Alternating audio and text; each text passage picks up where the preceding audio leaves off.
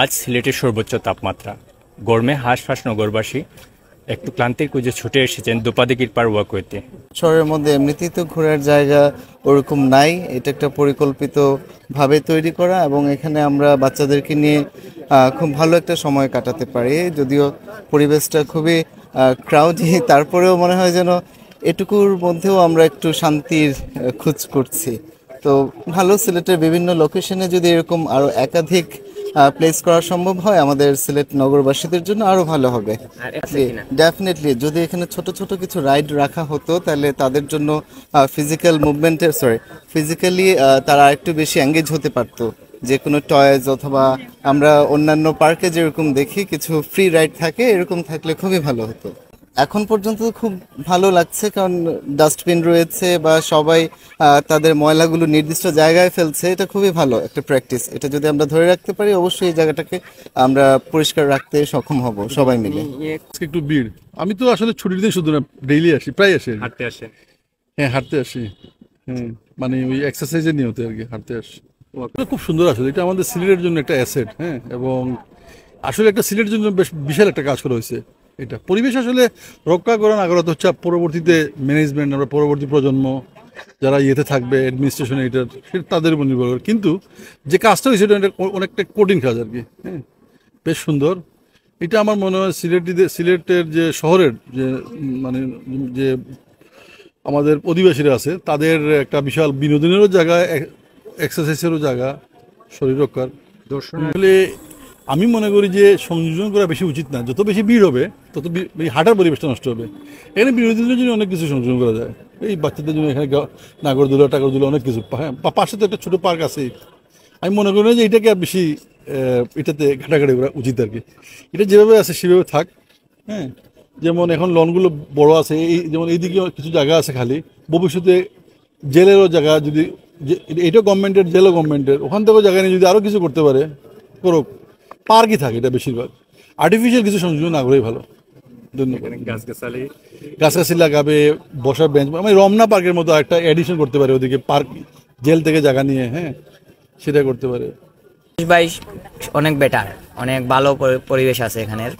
কিন্তু কিছু কিছু মানুষের জন্য পরিবেশ ধ্বংস হয়। যেমন ধরো কাবাই কিছু মানুষ আছে ঘুরার লাগি না, ফোন তো লাগি টিচিং করা তাই কথা মানুষের লাগি, মানে এই ওয়াকের নামটা নষ্ট হয়। ধূমপান নিষেধ ভাই, আমরা সাইটে করি না ধূমপান যদি ভাই নিষেধ হইতো ভাই সিগারেট ব্যস্ত কিসের জন্য ভাই? সিগারেটে যদি ধূমপান, জি না ওরা যদি নিষেধ না দিত তাহলে ভাই সিগারেট তো ওরা বেচতে পারে না।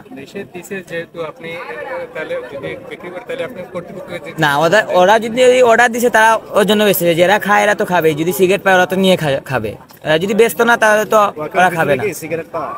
ওয়াকের ভিতরে সিগারেট পাওয়া যায় তার জন্য মানুষ খায়, আর যদি সিগারেট না পাইতো তাহলে তো মানুষ খাইতো না। এটা তো এখানে খাওয়ার জন্য আপনি বাইরে গিয়ে খেতে পারতেন না, এখানে যখন আসে ভাই মানুষ তো নিষিদ্ধ, ভিতরে তো নিষিদ্ধ। ভিতরে নিষিদ্ধ হইলে তো আপনি তো না ভিতরে যদি নিষিদ্ধ হতো তো আমি একা তো খাই না, আরো মানুষ আছে যারা খায়। ওরা যদি, জি আমি আমারটা বলতেছি, যেমন ওরা যদি সিগারেট না বেচতো তো আমরা তো খাইতাম না। যেহেতু অন্য আরো কিছু পরিবেশের কথা বলছেন, জি পরিবেশের কথা বলছি, ঠিক আছে, জি নষ্ট করতেছে। আমি তো মানুষের কোনো অবজেকশন পাই নাই যে সিগারেট খেও না এখানে বা কিছু করো না। যদি আমি এখানে আপনার ওয়াকে যে সময় টিকিট কাটা না হয় ওর আগ থেকে আমি এখানে আসি। 3000 ওয়াকে আছে, জাফরন আছে, শিশু পার্ক আছে। এই জায়গাটা আসলে অনেক ভালো, যে আছে না নে পার্ক আছে, আবার এই জায়গায় একটা সুন্দর একটা ওয়েদার আছে, পরিবেশ একদম ফ্যামিলি লয়ে আসলে ভালো লাগে। আরে বিকাল টাইমটা আমরা তিনও বন্ধু আইছি বাগানে, ভালো লাগে, সুন্দর লাগে, জায়গাটাও খুব সুন্দর, আলো বাতাসও আছে। পরিবেশটা কেমন? পরিবেশ ভালো। জি ফার্স্ট টাইম। আর কর্তৃপক্ষের কাছে আপনার কোনো আবদার আছে নিজের কোনটা বাড়াইলে ভালো হবে বা পারলে ডিসিপ্লিন, তারা সবকিছু ভালো আছে মোটামুটি, এখনো সবকিছু ভালো আছে। আগে শুনছিলাম একটা ভিডিওর ভিতরে আসলে তারা সিগারেট অনেকে খাইতো বা হাঁটা চলা করতো, ঠিক আছে, এখন এটা নিষিদ্ধ করে দিচ্ছে। এখন দেখছি না এখনো পর্যন্ত কাউরে সিগারেট খাওয়ার জন্য। অনেকে আবার আপনার গার্লফ্রেন্ড বয়ফ্রেন্ড লই আইতো, বা অনেক সময় দেখা যাইতো যে অনেক বিশৃঙ্খলা হইতো, মানুষের ফ্যামিলি লই আইতো, আইলে তারা একটু প্রবলেম হইতো।